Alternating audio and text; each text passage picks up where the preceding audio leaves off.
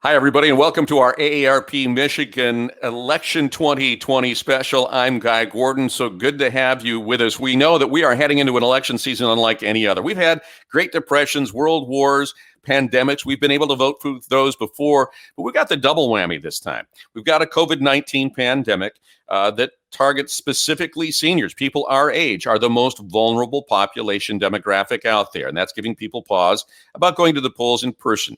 Coming up, we're going to be talking about the other options available to you in terms of absentee votes, but also what the pollsters are doing in your local precincts to make sure that if you do go in person, that it's safe. We'll be talking about that with Secretary of State Jocelyn Benson. We're also going to be, I said the double whammy. The other whammy is the disinformation, misinformation, and outright propaganda that's out there from sources both foreign and domestic, trying to sow doubt, trying to sway you with misleading information, outright falsehoods.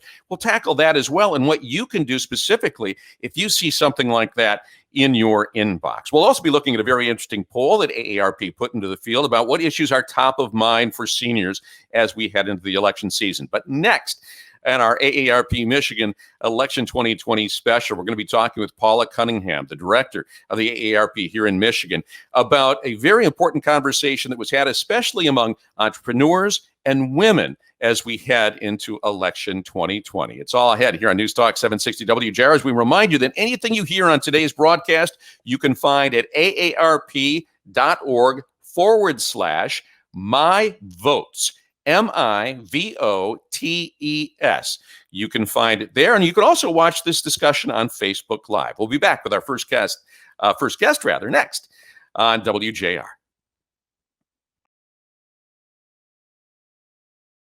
Welcome back to our AARP Michigan 2020 election special here, brought to us by AARP Michigan. We want to tell you that you can find anything that we talk about on this broadcast at aarp.org/MI. We're joined by a very special guest, Paula Cunningham, State Director for the AARP, also the first female president of Lansing Community College, the first female president and CEO of Capital National Bank. She's got a lot of firsts. She's also in the Michigan Women's Hall of Fame. Paula, happy to have you with us. It's so always good to be in your company, Guy, always. So I know there's still kind of a beautiful glow after the event you had just the other night. It's My Sisters and Friends, MI, meaning Michigan Sisters and Friends, Conversations That Count. Tell me about that. It was a phenomenal program. You know, we brought people together from across the state, from all different backgrounds. And we also brought together a celebrity panel because we brought the celebrity panel there so that they could hear their own personal caregiving stories. When you hear someone like a Regina Bell or Martha Reeves or Jackie Clark, CeCe Winans talking about their health issues and what they went through, then it helps other women to lift their voice and say, you know, I'm not alone. There are other people who have the same kind of concerns. But what was really revealing about this program and also very powerful is that the voices of the women in the room created their own agenda around health and wealth to share with elected officials. So that was really very powerful.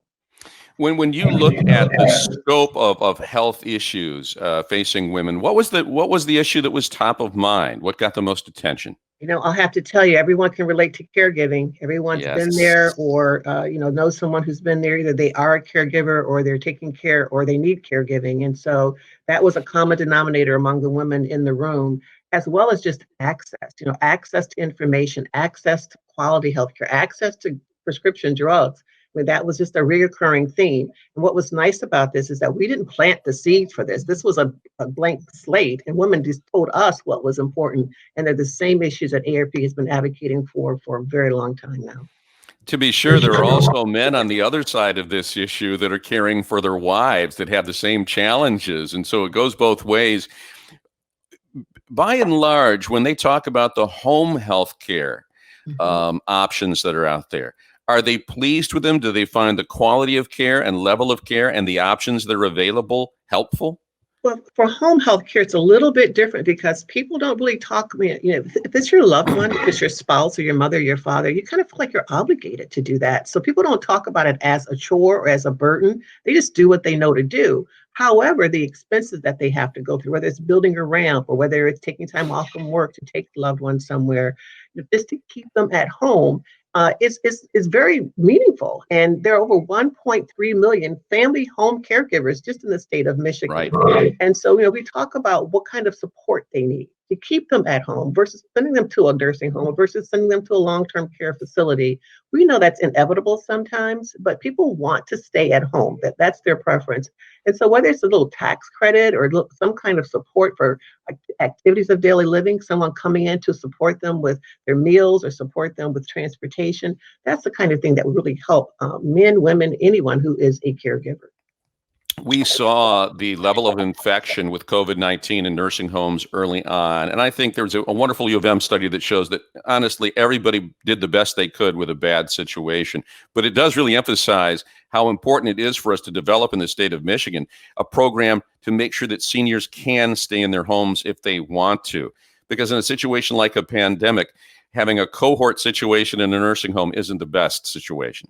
Absolutely. Everything from the social isolation. Can you even imagine having a loved one in a nursing home and not being able to see them or visit them or them to see you? I mean, it leads toward more dementia. They're wondering, they're feeling alone, a sense of isolation for the person in the nursing home. That was a very, very complex issue. It still is, and we're still advocating for the right solution for everyone. But there's a real connection also, Guy, with health and wealth. And we talked a little bit about wealth yesterday as well, and having access, being able to go and get the kind of affordable health care that you need. But just having people stay in their own home, even a year, 2 years longer, would actually save the state money, millions of dollars, if they could just stay home. I brought up the home health care option because I have an interesting situation. My father's 95 years old. My mother is 86. And she has been his caregiver for the last 10 years. And they're both quite healthy, but have a lot of struggles. And he's a 200-pound guy. So if he starts to fall, she's in danger. They've had to access home health care. There are people of means and they're able to do it, but sometimes there aren't a lot of options out there. What can we do to broaden the range of options and deal with the affordability issues, whether it's a tax credit or whether it's something more? Well, absolutely. First thing we can do is continue to tell our stories, just like the story that you just shared. Continue to share those stories so that people know and understand they're not alone. They're not the only ones dealing with this. And share that story with elected officials so that you can look at whether it's the AAAs, the area agencies on aging, providing more support there, whether it's Medicaid or Medicare, and having some kind of a stipulation there to provide more support for home and community-based services. That's what we really want. We want to see more money. Michigan is at the bottom, I think, at at least the third of all the states in terms of the amount of dollars that are appropriated toward home and community-based services. That's crazy. That should be the first option. They'd rather see subsidize people going to a long-term care facility or a nursing home than keeping them at home. Let's just turn that around. It's not new money. It's just reallocating existing money. I've been talking to lawmakers about this, and I'm sensing that they're beginning to get that. Are you as well? Yay. Well, we certainly hope so. We're not going to stop talking because we don't give up. We're AARP. We never quit. We're a wise friend and a fierce defender. We're going to keep going. So keep talking. I do think they are beginning to get that. I think that's one of the things that has happened as a result of COVID-19 and this pandemic and the nursing home issue, that culmination of all those issues. People are starting to say, well, listen, we better pay attention to this. And we're going, yeah, you certainly better pay attention to this. In terms of beyond the home health care and the caregiving issues, what else did you hear percolating out there that is problematic within the African American community and across the state of Michigan? Well, one of the things that we heard that a lot of people are starting their own business. They want it, whether it's a cottage business or whether they're wanting to branch out. Particularly, even like the making of the mask during the COVID, how many people were making masks? And that's a home business. Mm-hmm. And then the businesses continue to grow and trying to find access to capital to create and to continue to grow those businesses.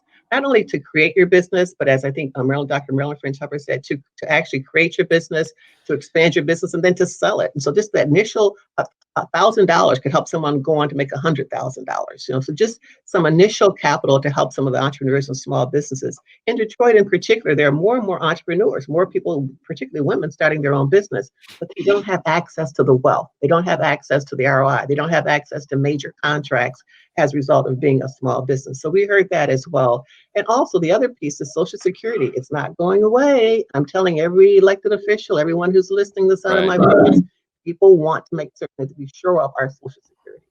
In terms of just general health care, is there beginning to be doubt about what happens post-Obamacare or what Obamacare reforms are coming? I know that we're going to get into that with Lisa a little bit later on with the wonderful poll that AARP conducted. But tell me what you were hearing from the real mouths of real people. People were concerned. They are concerned about their health care. They're concerned about the continuation of the health care. We had a question yesterday from someone who's 26 years old. They're not working in corporate America, but they're working, but they can't find good health care. And so it's whether it's you're 26 or whether you're 60, 66, healthcare continues, access to that healthcare continues to be an issue, and the affordability of it. What's going to happen? We've heard a lot about universal health care or whatever the issue is. People want a definitive answer, and they said that yesterday. What can I do to make certain that I continuously have access, whether I have to pay for it, we understand that, but affordability to health, long-term care. Well, and this is something that I've been talking with my listeners about, and it's the idea that it's not so much what government gives us, it's just clearing the uncertainty that the market doesn't abhor anything quite as much as it does uncertainty. And that is what we've been dealing with for really the last 6 years as the Obamacare model has continued to try to evolve. And we've seen these arguments over funding and how to make it better for everybody. Absolutely. And we're the same, whether, regardless of your political party, regardless of your age, people don't like not knowing, am I going to have health care? Am I going to be able to afford health care? And as we get old, even having a plan, whether it's a work and save plan toward your health care, whether it's deducting money from your employer's, from the check that you receive from your employer to go towards some kind of a savings plan. That's another one that came up that people want to know. That's part of the financial security and the connectivity between health and wealth. And so that uncertainty of not knowing needs to be resolved. It needs to be resolved quickly. Very quickly, Paula, will there be a follow-up to the My Sisters event? Oh, absolutely. We're not a one and done kind of organization. We're going to continue to follow up a year from now. We're going to monitor their progress. And those who are in office, we're going to invite them back to tell us what they have done to make certain that there's progress toward this agenda. Hold them accountable, Paula. Absolutely. We look forward to that. That's what we do. All right. Paula Cunningham, thank you so very much. When we come back, we're going to be looking at a wonderful poll that AARP put into the field that will tell us what are the issues that are top of mind, including healthcare with you and other seniors. We'll be back with the AARP Election 2020 special, thanks to AARP Michigan, here on WJR. Bye, Paula. Bye-bye. We are less than 6 weeks away now to Election Day, and we wanted to bring you an idea of what has been top of mind for seniors as they head to the polls in November. And we welcome Lisa Dedden Cooper, who is the AARP Michigan Manager of Advocacy, has been in that role since 2011. So you've been now through, this will be your second, this will be your third presidential election that you've been through on this. Tell me about the poll that you put in the field. Well, so we actually had two polls that we put in the field. We had Epic MRA here in Michigan do a survey of registered voters age 50 and over that was fielded from July 30 through August 3rd. And then we had national pollsters, Benson Strategy Group and GS Strategy, field a poll of 1,600 registered voters, all ages. And that was in the field from August 30 through September 8. Were these robocalls or were they live calls to homes and cell phones as well? Yes. Live interviews, and I think it said 30% were cell phone. Okay. Are you worried? We've talked a lot this on my show here on WJR, that there are some voters that don't want to tell us who they're supporting in the election. Did you encounter that when you were asking this, or were you asking about preferential and favorability? Well, so the pollsters that we commissioned, Epic MRA and Benson Group and GS Strategy, I'll take that into account in putting together their samples and in weighting things. But, we look at polls as a snapshot. They give us a sense of what people are thinking and feeling at a given time. Nobody is going to put too much stock, I think, into this as a crystal ball. We're not telling the future. We learned the hard way in 2016, didn't we? I mean, there were a lot of good polls out there, but a small miss in the margin meant a different outcome when you call in the race. So tell me about the horse race. Let's start with the presidential race, and I'm really interested to see what the breakdowns were between age and gender. Yeah. So in the presidential and the U.S. Senate races, we tested and found that Joe Biden is leading President Trump by 7 points in this poll. He was with 7% undecided. So Biden up 7% in presidential, and then in the U.S. Senate race, the overall finding was that Senator Peters is leading Republican challenger John James by 4 points with 14% undecided. But and that's within margin of error, isn't it? The Peters-James race. Pardon? That the Peters-James race, 4% is within the margin of error, isn't it? That's pretty close. So that showed in the overall findings in that to be pretty close. But there were big differences in the age groups, and we saw a big gender gap. All right, well, let's talk about that. And one of the big question marks going into 2020 was whether the progressives were going to even show up at the polls once Bernie Sanders wasn't the nominee. Did you sense enthusiasm there? And tell me about the age gap. Well, so among voters 18 to 29, they tended Democratic in both these races in their responses. So when we look in the presidential race, the younger voters, 18 to 29, were favoring Biden by 13 points. But then you get to the next age group, 30 to 49, and President Trump is leading by 9 points. Interesting. We go a little bit older, 50 to 64. Again, Biden is up 11 points. And then among voters 65 and over, the divide is the biggest, with Joe Biden leading President Trump by 18 points and Senator Peters leading John James by 17 points. So big differences there.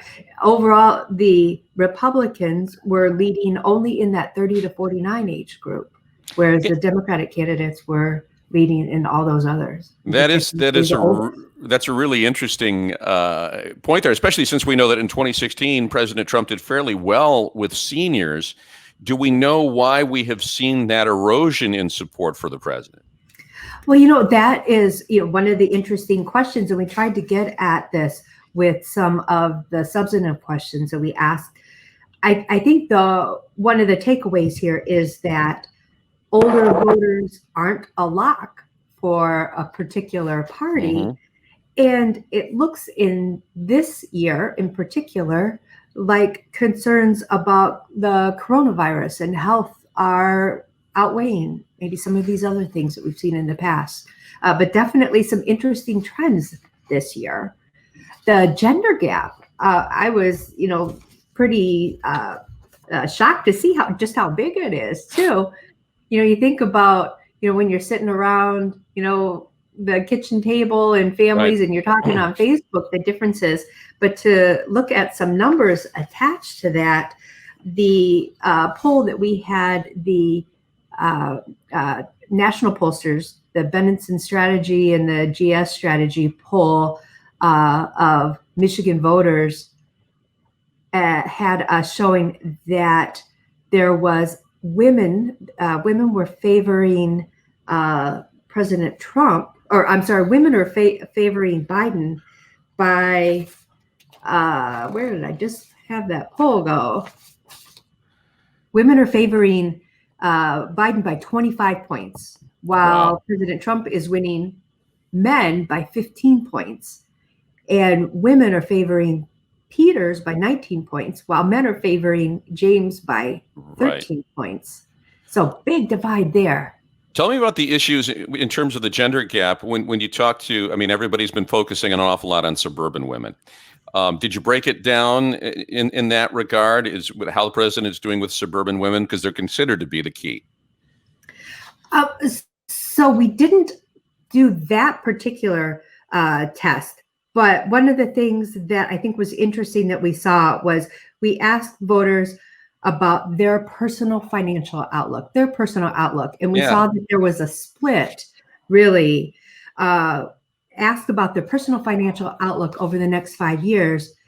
45% of voters said they're more worried and concerned, and 43% are more hopeful and confident. And we're like, well, who are those people? As we look at that, women are more concerned. Men are saying they're more hopeful.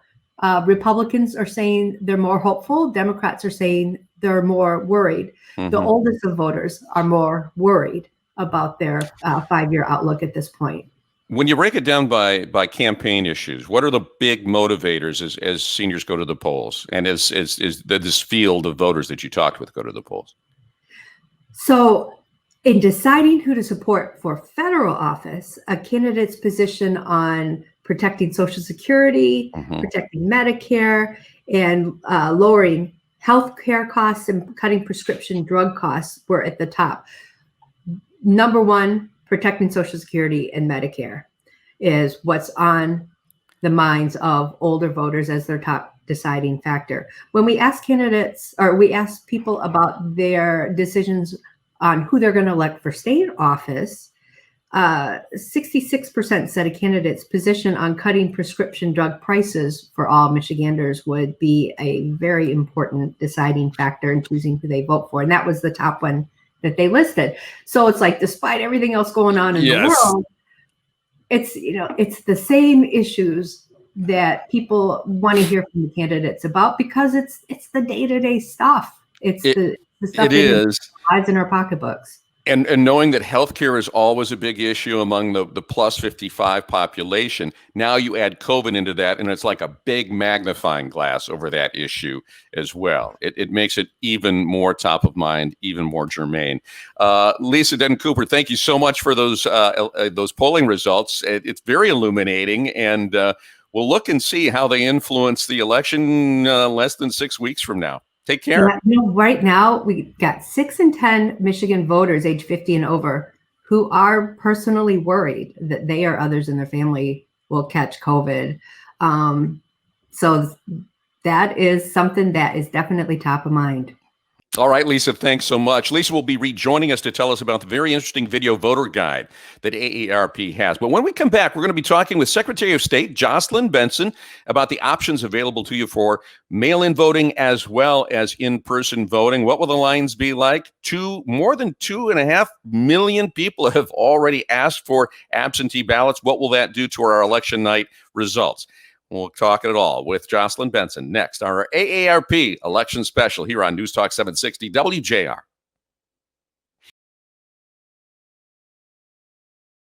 Welcome back to our AARP 2020 election special. We're joined by maybe the busiest woman in the state of Michigan. Certainly her staff has been running around quite a bit. Secretary of State Jocelyn Benson, welcome to our program. Thanks for having me. All right. I know that by the time this goes to air, the numbers will change, but just give us a ballpark of where we are or where we will be on September 23rd in terms of absentee vote applications. Well, we know at least 2.3 million citizens have requested to vote by mail, which is an extraordinary number. We're on track to get to about 3 million by the time all said is done. So we're anticipating record turnout in this election, record numbers of people voting by mail, in part because of the pandemic. And also because of that, we'll be able to have in-person voting options as well for other voters who choose to vote in person safely and securely and ensure they won't have to risk their health in order to do so.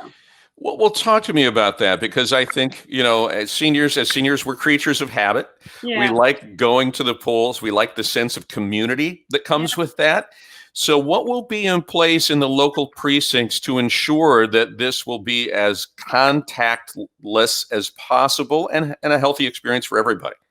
Well, importantly, this is going to be our 4th election this year, the 3rd in the midst of this pandemic, and we've honed our safety protocols quite specifically over the course of those other elections. If people go and choose to vote in person at their local precinct, you will be met with election workers who will be wearing masks, sneeze guards, hand sanitizers, They'll have hand sanitizers, they'll have gloves, and the hand sanitizers and other sanitizing equipment will be used consistently throughout the day to keep every piece of equipment clean and sanitized. Voting booths will be placed under social distancing guidelines, and you won't see any crowding or long lines at the polls because, again, with record turnout, the majority of citizens will be choosing, it looks like, to vote early and vote by mail. And because of that, those who do choose to vote in person on Election Day can anticipate a safe and smooth experience. We know that you were anticipating the surge in absentee vote applications anyway, regardless of COVID, because of the change in the law that Michigan voters implemented, or the change of the Constitution, actually, that Michigan voters implemented 2 years ago. Do you have a breakdown how much of it is driven by concern over COVID and how much of it is just that people want to access this option that they felt they had to have an excuse for before? I think it's certainly a little bit of both. In my view, and these are just estimates, we haven't done any surveys or data on this, but I would say probably about 2/3 are individuals, let's say about 2 million of the 3 million who will be voting by mail likely. I would say about 2 million probably plan to do it anyway, but there will be at least 1 million people who I believe are going to be voting in person or at home because they don't want to leave their home or for safety or health reasons. But to me, the goal is to make sure everyone knows their choices and then can choose the one that's best for them. We know that you're hearing from voters across the state. You're even hearing from a voter in Washington, D.C. on Twitter, I understand, every now and then. Who likes to vote absentee, by the way. He does. He does. And in fact, I've had more texts from Laura Trump. It's an amazing thing.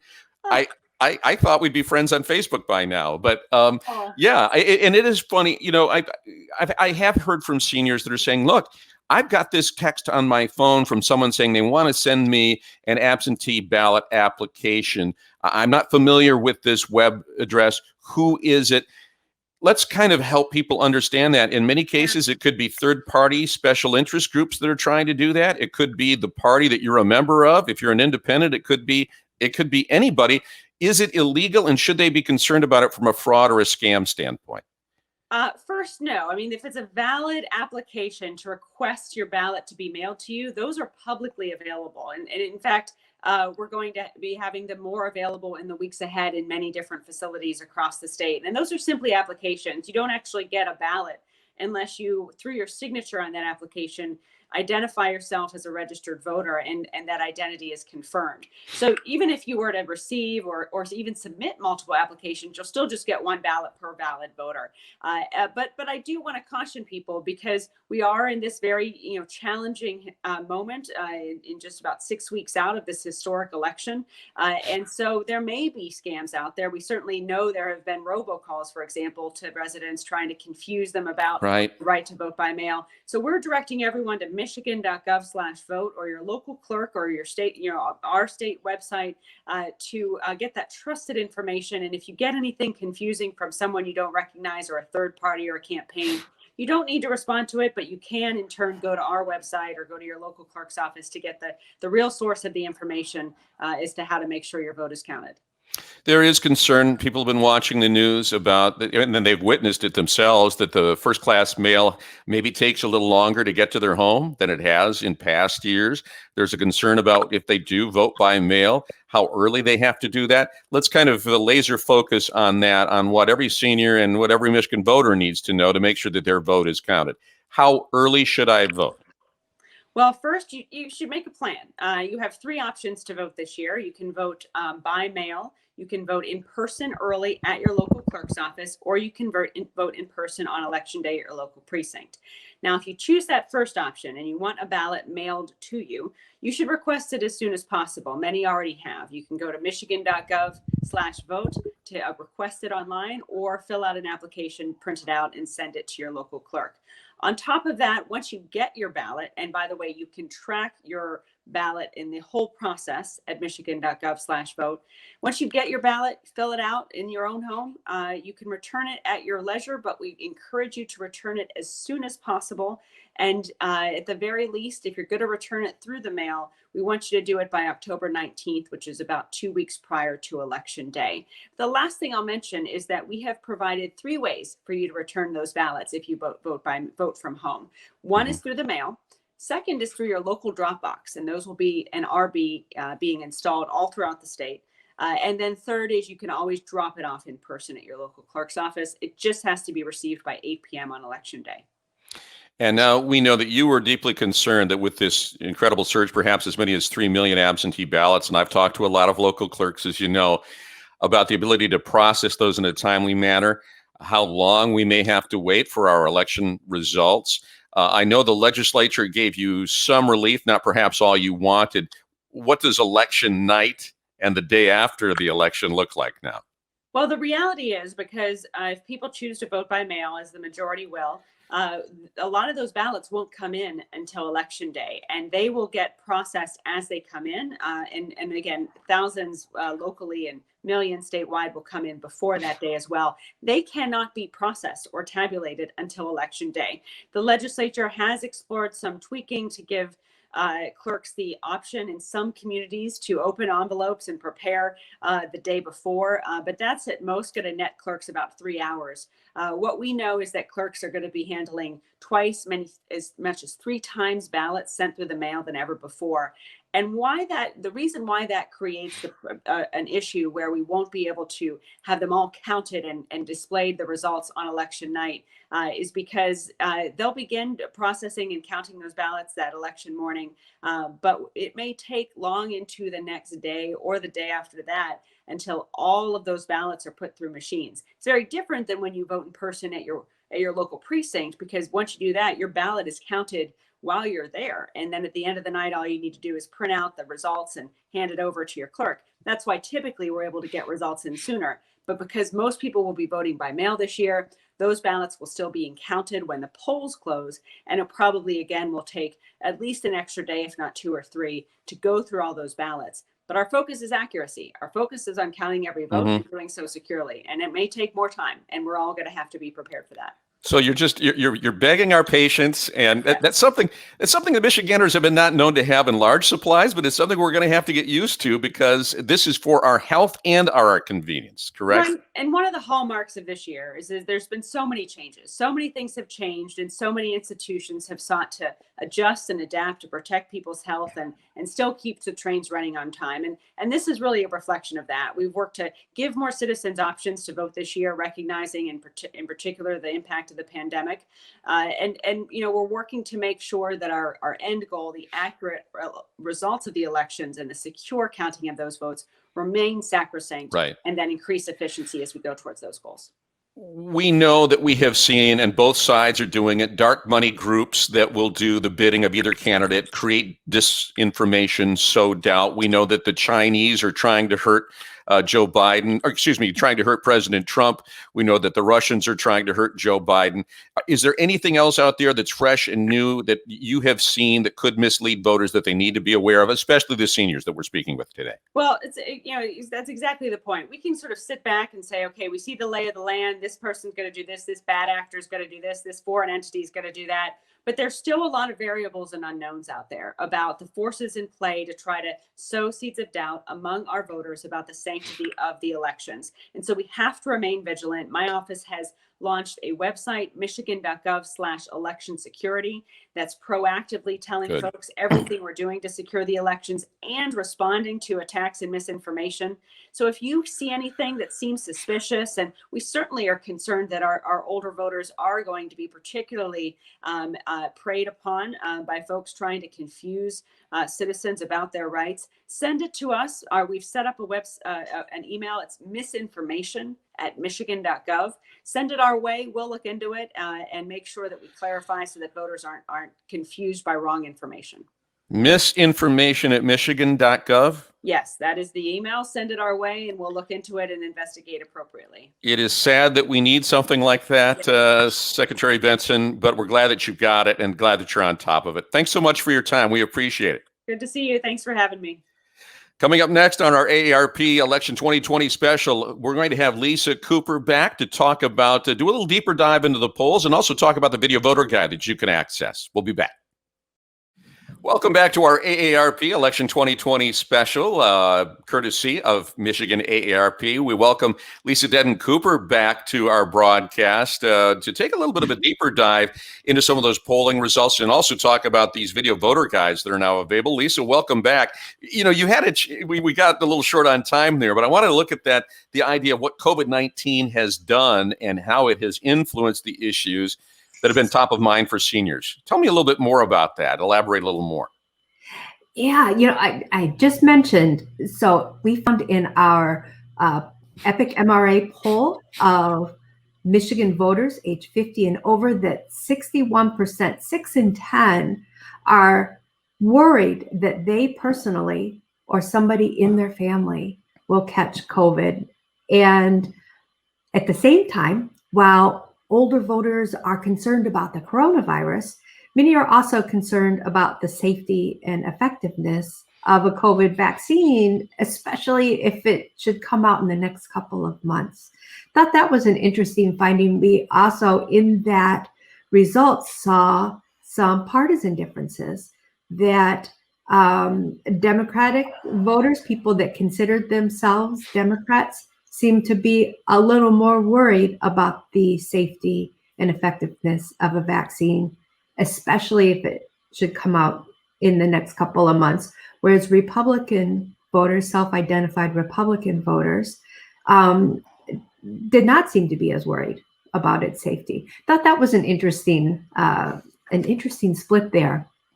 There were other polling groups that started to seize upon that back in late July, early August, even before any talk about having a vaccine by Election Day. There was already a healthy dose of some skepticism and concern, especially among older Americans and especially among Americans with children. Mm-hmm.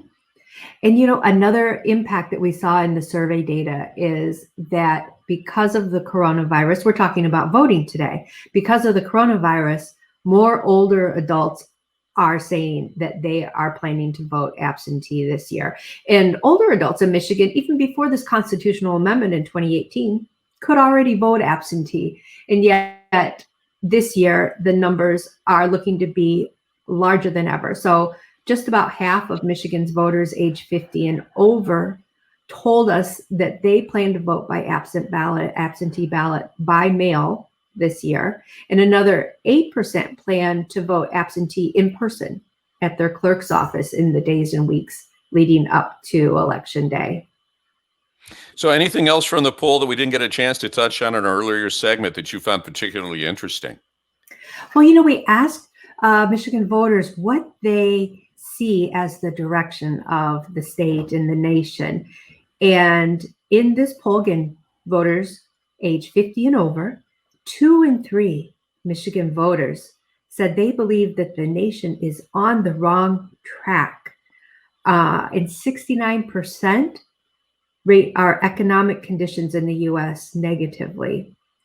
Now, looking just at Michigan, we asked them about Michigan, and a plurality, so 48 to 41%, believes that Michigan is actually headed in the right direction, even though 3 out of 4 still rate the economic conditions in Michigan negatively. And I think that we see a tie in how our voters, how Michigan residents view the job that the president is doing and the job that the governor is doing with handling COVID, and their attitudes as far as whether we're on the right track or wrong track. So we saw that slight majority, 52-45 majority, disapproves of the way that Donald Trump is handling his job as president, and 58% disapprove of the way he's handling the coronavirus outbreak, whereas 62% approve of the way that Gretchen Whitmer is handling her job as governor, and a similar majority approves of the way that she's handling the coronavirus outbreak. It's interesting in other polls that I've looked at that even people that aren't maybe inclined to like Governor Whitmer or to be a supporter do appreciate what she's done in terms of COVID-19 based on looking at other states and where they are, where they've been, and that Michigan has not had to slide back to close things up the way they have. It's interesting that, 92% of the Michigan economy is back open again. And yet, and if you talk to business leaders, they're fairly optimistic that we can get back to where we were in a year and a half. Voters are less optimistic. There is again a split in who is optimistic and who is worried, but the numbers don't suggest the confidence that you just described with regard to the businesses. Let's talk a little bit about these video voter guides that are available, a way that AARP is really engaging voters as we head into the election season. Tell me about that. Yeah, so everything is virtual anymore, it seems. So AARP has transitioned away from the old printed voter guides that we used to do. So instead, we're in the process of producing video voter guides in which the candidates will record themselves answering questions about their plans for Social Security, Medicare, prescription drugs, and these top issues.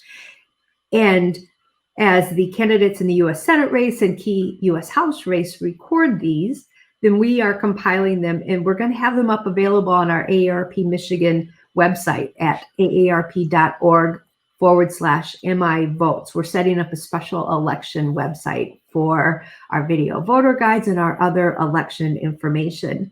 And there's another set of videos that I think is just really neat.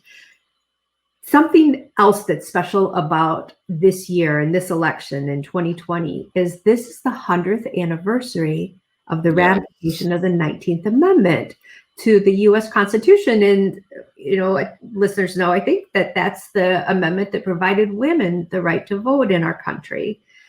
And so to honor this anniversary, this summer, AARP invited 50 inspirational women of all backgrounds and ages here in Michigan to tell us their stories about the first time that they voted, or the importance of the right to vote, or the issues that matter to them. And so we've created this series of 4 beautiful videos that we invite all your listeners to come watch on our AARP Michigan Facebook page.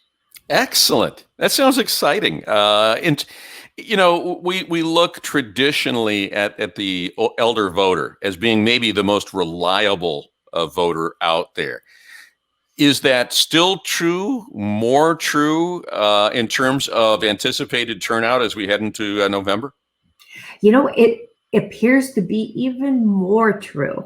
So we know in the 2016 presidential election, 7 out of every 10 older voter in Michigan cast their ballot. The poll that we commissioned from Epic MRA, we asked voters, are you going to vote? 97% of voters age 50 and over, 97% said they will definitely vote this year. All right. Now, we know that AARP does a great job of engaging senior voters. In addition to the video voter guides, the She Votes, we know michigan.gov/vote is a good place to go to get away from the misinformation, disinformation. We also know that misinformation at michigan.gov is where you go to report some skeptical things that you see heading your way. Anything else that you're doing to engage Michigan voters that we need to know about? We are trying to get all that information that you just described, Guy. We are trying to get that out into people's hands. So listeners may have just received their AARP bulletin in the mail if they're members. And there is a section in there that is dedicated to the rules on voting this year in Michigan, as well as some of the issues that we've been talking about with candidates.